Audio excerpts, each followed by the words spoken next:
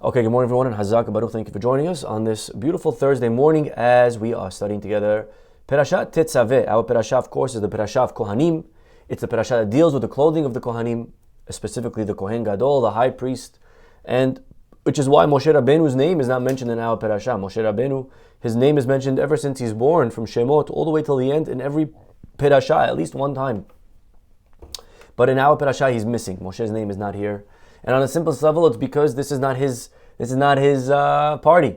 This is not his Perashat, as we say, right? So he didn't want to take away the spotlight from his brother Aharon HaKohen. Now, today I would like to focus on the Midah of Aharon, and again, specifically through the concept that we were talking a little bit about yesterday, and just to elaborate on that concept from this book of positivity bias. Aharon HaKohen, our rabbis tell us, today's class, by the way, is sponsored anonymously for the Refuah Shlema of all of Am Yisrael, for the safety, for the protection of our soldiers, for the return of the hostages, and Shalom, Bezat Hashem Geula for all of Am Yisrael, Amen.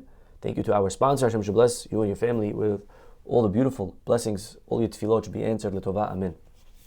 Well, Aharon HaKohen, we know what was his midah. Aharon was Ohev Shalom Verodef Shalom, Ohev et haberiyot umekarvan laTorah. Aharon was the Kiruv master. Aharon was the Kiruv master. He was mekarvan laTorah. He brought people back to Judaism. He brought people back to Hashem. He brought people back closer. Mekarvan to the Torah. And that is something that I think we're all trying to do. We all try to do Kiruv, every one of us. And, when you think of Kiruv, when you think of outreach, there's no one that really comes to mind more than Chabad, more than Chassidut, that they really go out there and they try to help everyone and bring them back to the Torah on campuses, to this idea of doing outreach, mekarvan la Torah. And, as we emulate Aharon, or we try to emulate Aharon, we have to really say what works. We have to ask ourselves, what's the tactic, what's the approach? So, just to continue from this topic that we started yesterday, in life, we all have two urges. We have the Yetzer HaTov and we have the Yetzer Hara. We have an urge to do good. That's the soul, that's the neshama. We all have that. You have that, I have that, everyone has that. Everyone has a soul. Okay? Everyone has a soul. Even the worst person in the world has a soul. Okay? That's a neshama. That is the drive to do good, to help. We also have a Yetzer Hara. We also have the ego, the animalistic side of us. That's the drive to do the wrong things. And when it comes to growth and working on ourselves or working on other people, right? We sometimes wonder, what's the right way? What's the better approach? Should I first focus on removing the bad, or should I focus on doing good? Right? Do I worry when, if I'm struggling with, a certain trait? Work on that bad trait, and eradicate it. And then you'll do good. Afterwards, when you're done, now you have the ability. But, you can't wear a new suit if you're still wearing the old suit.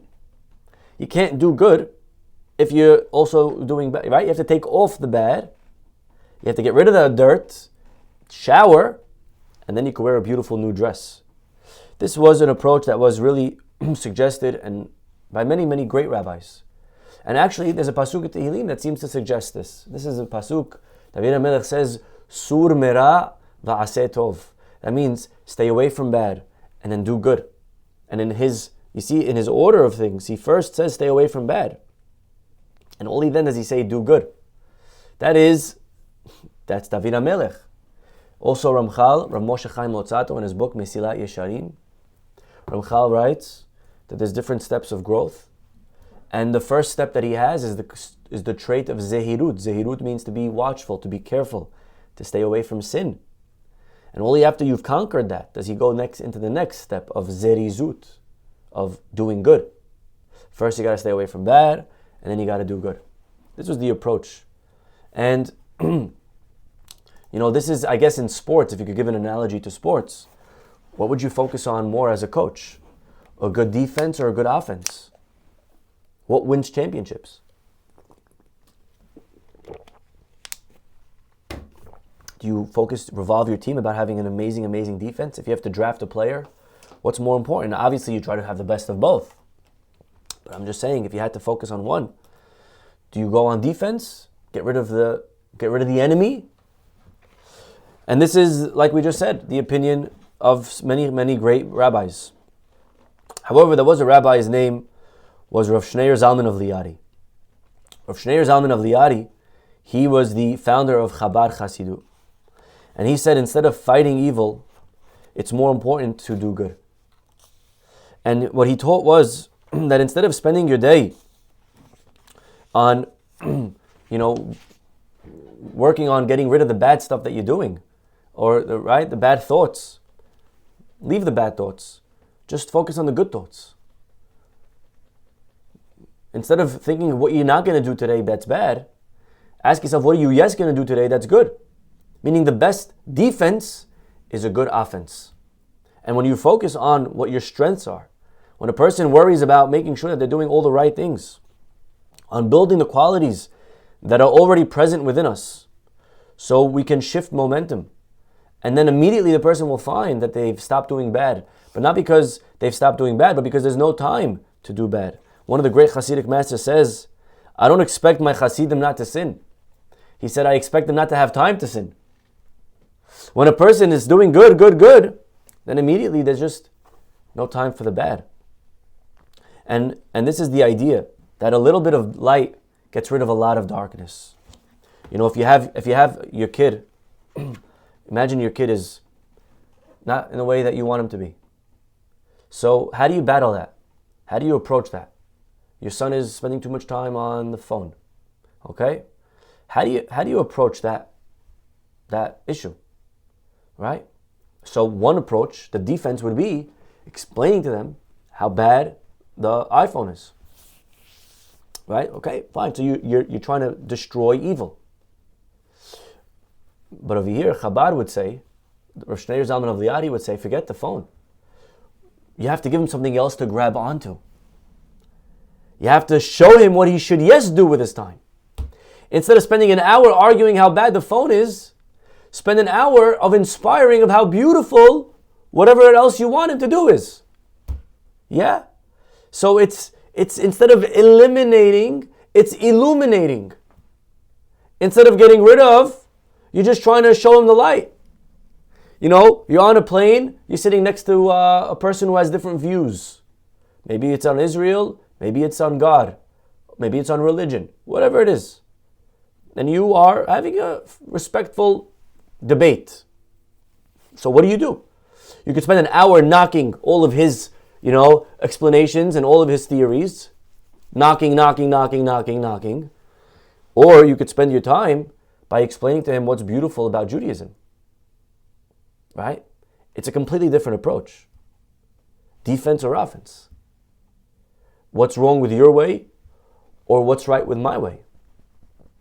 But if you have the best example I could give you, if a kid's holding on to something that's dangerous, what's the best way to remove it from his hand? Not pulling it out. You try to pull it out, they actually hold on tighter. You have to give them something else to hold. So now you hand him a lollipop. So on his own, he drops the bottle and he takes the lollipop. Right? You have to give him something else. This is a different approach.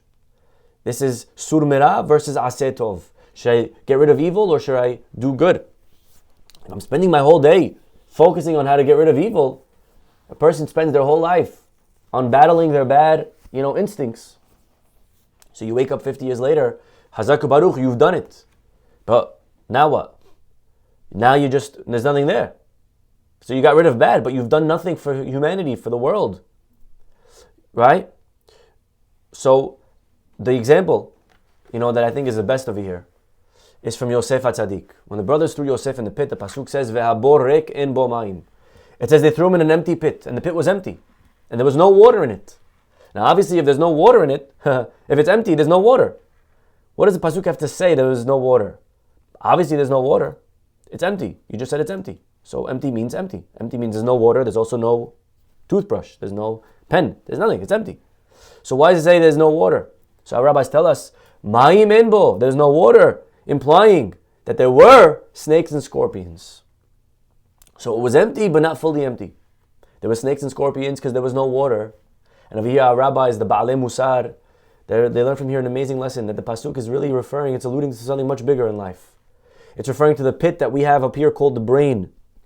And the brain is rik, when the brain is empty, en bo mayim, when there's no water going on in here, when there's no Torah. So what happens when I'm not thinking of Torah? Immediately come in snakes and scorpions. Bad thoughts come in. Rabbi, how do I get rid of bad thoughts? You want to get rid of bad thoughts? Don't try to get rid of bad thoughts. If you start thinking, okay, go away, go away, go away, not going to help. You want to get rid of bad thoughts? Start having good thoughts.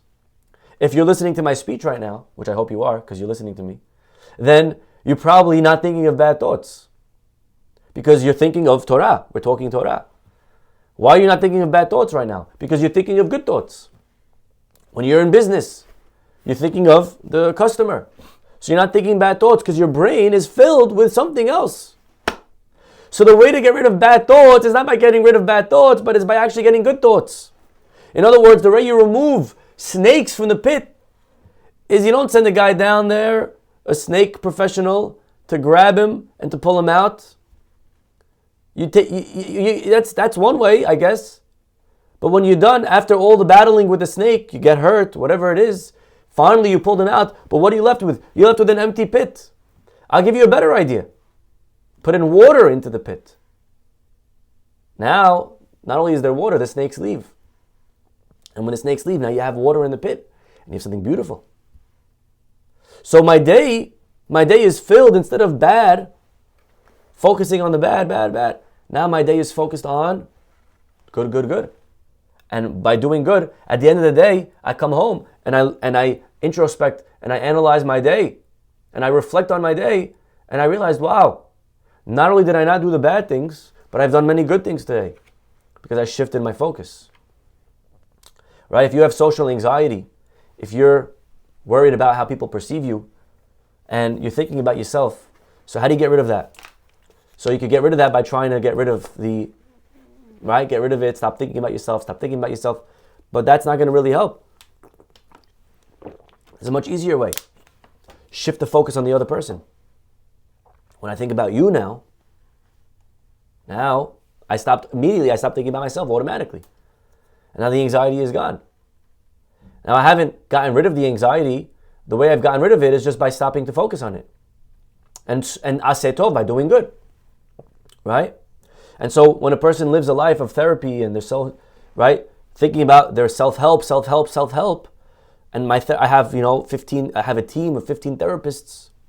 So when I'm done 100 years later, I wake up and all I've done is I've worked on myself. But that's a very selfish way to live. Because the only person that you ever thought about was you. You're so self-absorbed. And instead of thinking of like that, I could actually start thinking about other people. Instead of thinking about how selfish I am and working on that with my therapist, but that doesn't help because you're remaining selfish because you're only working on yourself. So instead of thinking about how I'm so selfish, okay, just put that thought on the side. Now just go do chesed. Go do chesed. And then you'll see that you stop thinking about yourself because you're doing chesed for other people. And you've really, you knocked down two birds with one stone. You've done good and you've eradicated evil. And it's dispelling darkness with light.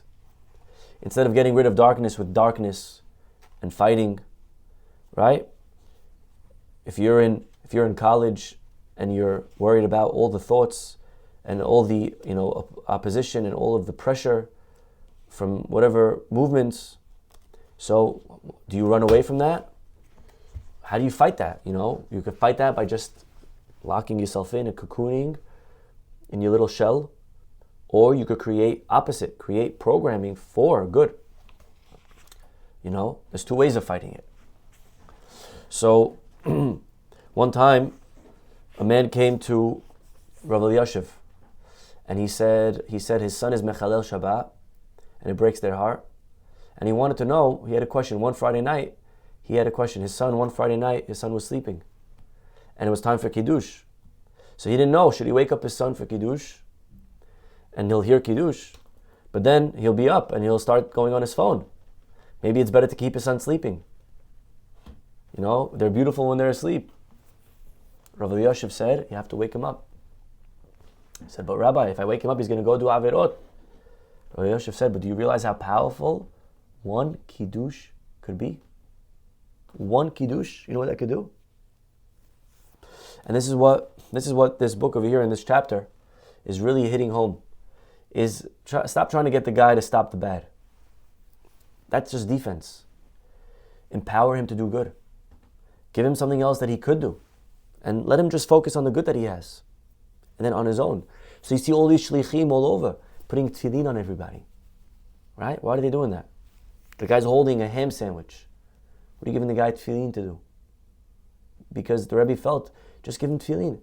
And eventually, when he holds onto the tefillin enough times, he'll let go of the ham. Because his hand now needs to hold something else. So immediately it'll drop. Stop focusing on the ham sandwich. Focus on the tefillin that he's able to do. So I want to share with you a few beautiful stories. And this is, I think, today the right approach of Mekarvan la Torah. The way to bring people closer back to religion. Is the way the Rebbe felt, at least. Is not by fighting what they're doing that's wrong, but by just giving them a little bit of light. And a little bit of light could remove a lot of darkness. So he brings a story here of a fellow, Charles Shmuel Ramat. His mother passed away and he was really very, very bothered. So he came to the Rebbe, he said, I have a crisis of faith. I really don't believe. I love Judaism, I love a lot of the rituals, but they're not part of my life.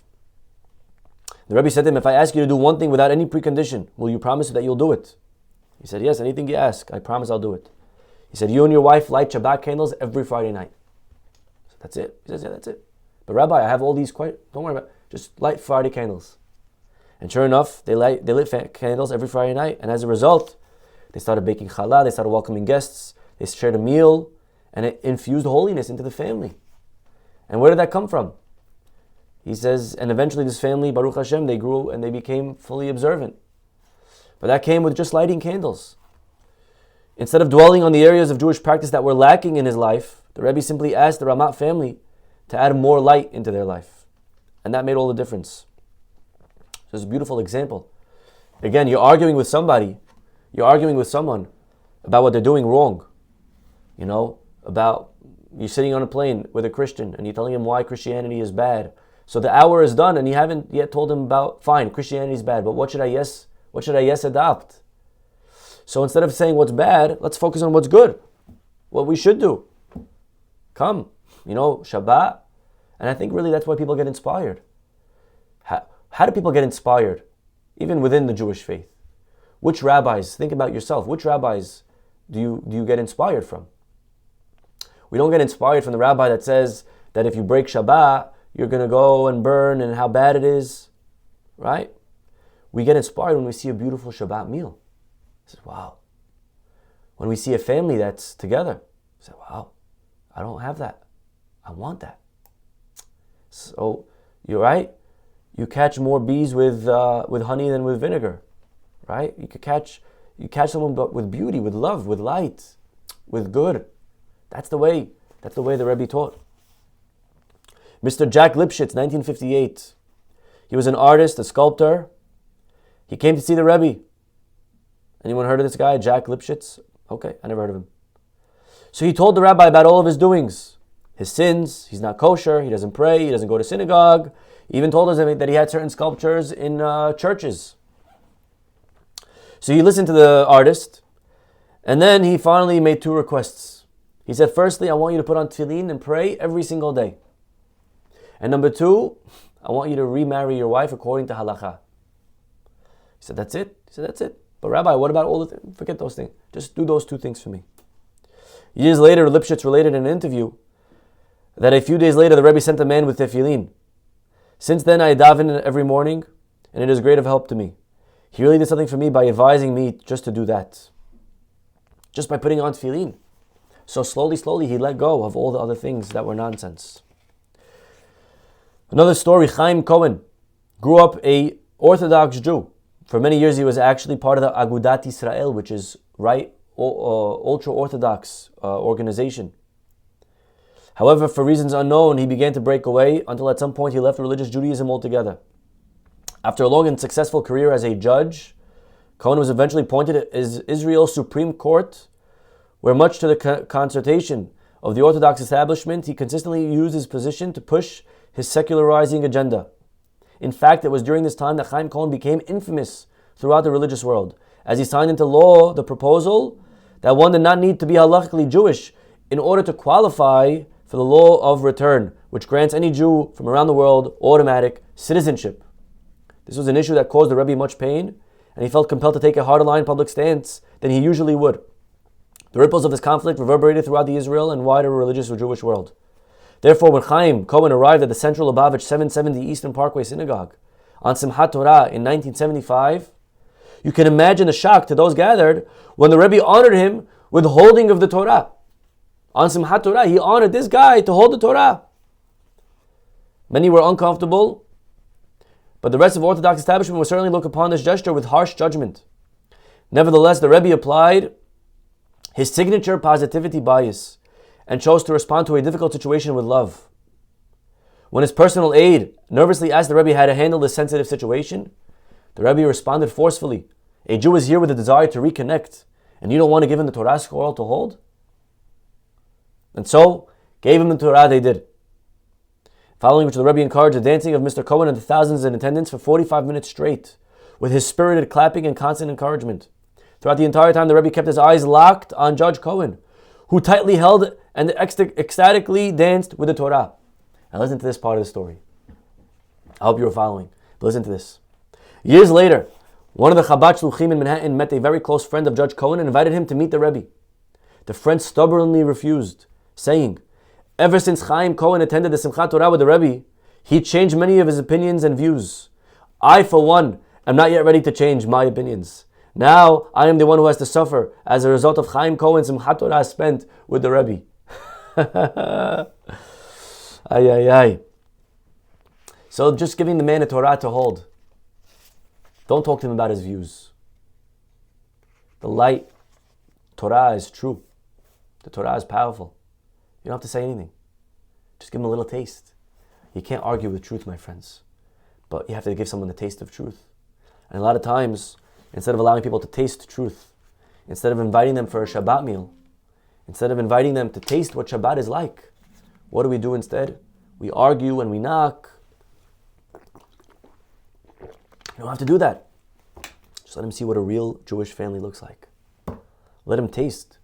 Says David HaMelech, Ta'amu ur'u ki tov Hashem. Just taste it and you'll see on your own. You don't have to argue with somebody that pizza is amazing. Right? Just give him a slice. The slice speaks for itself. Right? Torah speaks for itself. Judaism speaks for itself. All the Rebbe felt we need to do is just let them taste it. Unfortunately, so many Jews in the world, they never tasted Torah. They never tasted a real experience. You don't have to argue. You just have to let them taste. Here you go. Here's a sample. Right? What do they do in the grocery stores? They give you a free sample because they know once you taste it, you can't argue on a taste. This is amazing. Right? You could publish a whole literature, spend millions in advertising of why the guy should buy your ice cream. Just give the guy a little taste. Give the guy a little taste. Wow, this is sick. I want more. A Jewish executive who ran a South African ad agency accepted the African National Congress as a client. Maybe you heard of them, the ANC. While one day visiting the headquarters, he walked out of an elevator and was shocked to see a large poster of Yasser Arafat on the wall. Disturbed and disillusioned to learn of the ANC's affiliation with terrorists, his friends advised him to ask the Rebbe for guidance. Although I have a strong liberal and anti-apartheid leaning, I feel like I am working on the wrong people, for the wrong people. Should I continue to work for them or not? The Rebbe responded, do not stop. To the contrary, continue working for them, but make every effort to influence them for the good. In a place of darkness, we have to become the beacon of light. If you're with friends that are pulling you the wrong way, so you have two options. Sometimes you have family members that are doing things that are against where you are now. Maybe you've grown to a place that you're not there. You're better or different, whatever word you want to use. Well, how do you fight that? How do you fight people that are on Shabbat maybe playing music? How do you fight that? So sometimes you could fight it by just, leaving. Just lock yourself into your own little ark. But really, there's a much more powerful way. Play offense. Instead of fighting them and getting influence from them, or trying not to get influence from them, you become the influencer. Right? There's two people pulling. You're pulling and they're pulling. So either you could just stop playing the game and leave, or you could do the pulling. Right? Now, sometimes you're not in a position to pull. Sometimes you're not strong enough to pull. It could be. Maybe you're outnumbered or whatever it is. You can't pull. You don't know enough. So yes, maybe in those cases, then you're not in a position. But the truth is, a lot of times we are in a position. And if we strategize, if you ask for guidance, maybe from a rabbi, you'll get advice on guidance on how to handle the situation and how to start doing the pulling. Instead of playing defense and running away, play offense and bring them in. And you become the influencer. Don't run away, but actually create from here, figure out a way that you could create light for this other person. Maybe you heard of this guy, Alan Dershowitz. Anyone heard of him? Well, anyways, Alan Dershowitz, right? He had numerous occasions to discuss with the Rebbe various issues and cases concerning the Jewish community. One such correspondence provides another example of the Rebbe's positivity bias. In Dershowitz's own words, a number of years ago I had a chutzpah, in the worst sense of the word, to write an arrogant letter to the Lubavitcher Rebbe. I had read in the newspaper that the Lubavitch movement was honoring Jesse Helms as part of the annual Education Day Gala. And there was no man in America I despised more than Jesse Helms. As chairman of the Senate Foreign Relations Committee, he absolutely stood for everything that I was opposed to in those days, including being strongly anti-Israel. I wrote a letter saying, in essence, how can you honor a man who stands for everything that is opposed for Jewish values in America? And I received a letter back from the Rebbe, a very respectful letter, a letter that I cherish for its content. He lectured me, but in the nicest way, telling me that you never, ever give up on anybody. Today, Jesse Helms may be against Israel, but tomorrow, if we know how to approach him and speak to him, maybe he will turn out to be a champion of Israel. At the end of the letter, the Rebbe included a very significant PS, in which he explained his approach to influencing others for the good. He wrote that people, but especially politicians who often act out of expediency, more than conviction, should be engaged in a positive way. In that way, we can try to influence them. And I have to tell you, I had my doubts about it, but as they say, the rest is history. Although I still disagree with Jesse Helms on many issues, when it comes to Israel, he has become our champion. And I believe he became our champion of Israel because the Lubavitch Rebbe understood something that most of us did not. How to communicate with people of different backgrounds and cultures in a way that lets the light in. Letting the light in, my friends. Jewish youth in a certain community were being targeted aggressively by missionaries. So certain activists asked the Rebbe, how do we approach with the young Jews who have become involved with Christianity? The Rebbe responded, don't argue with them about claims of Christianity. Rather, offer them something new to think about. Inspire them with the beauty and joy of Judaism that they have not yet had a chance to experience. Don't delegitimize. Rather, open their eyes. Don't eliminate. Rather, illuminate. September 2009, after Gaddafi and Ahmadinejad held court in the UN advocating hatred and lies about Israel, Prime Minister Bibi Netanyahu addressed the UN, and he related the following personal story. He said in 1984, Netanyahu, who was then Israel's ambassador to the UN, was asked to meet with the Rebbe. He came to 70 for Simchat Torah. People singing, dancing, thousands were gathered. The Rebbe entered, he took his place, and Netanyahu was pushed to approach him. While the throngs of Hasidim waited impatiently, the Rebbe spoke candidly with Netanyahu about various matters and pressing concerns relating to Israel and international community. The Rebbe told me, you are going to a house of lies. Remember that in a hole of perfect darkness, if you light just one small candle, its light will be seen from afar by everyone. Your mission is to light a candle of truth and the Jewish people. And this is what I have tried to do ever since. This is what we are all asked to do. And so this is, my friends, I think, a beautiful approach that maybe we could start putting into practice as we try to emulate Aharon HaKohen, who our parasha is all about his clothing, and the idea of mekarvan la Torah, the idea of bringing people closer to Torah. And there are always people, my friends, in our lives that we're trying to bring closer to Torah. Maybe it's you, maybe it's your wife or husband, maybe it's your brother or sister, maybe it's your parents, maybe it's your children, maybe it's your friends. There are people that you're trying to bring closer. We're all trying to bring closer. Maybe it's employees. We're trying to bring them closer, right? You're trying to show your employee, maybe not only in Torah, maybe you want to show them that they could be a better salesman. So what do? Right? Do you focus on telling them why they're messing up the sale? Or do you focus on showing them how to make a good sale? Or, right, what they're doing right? Right? So these are the two approaches. Sur mira v'aseh tov, fighting evil or doing good. And, again, both approaches have, sources. I'm not here to tell you which one to pick. But at least what we're studying today from the Rebbe's approach, by showing people the beauty that lies on the other side, by inspiring, we'll be able to help all those that we are in touch with on a day-to-day basis. We'll stop over here, my friends. Have a wonderful, blessed day, and hopefully we'll see you all tomorrow. Bye-bye.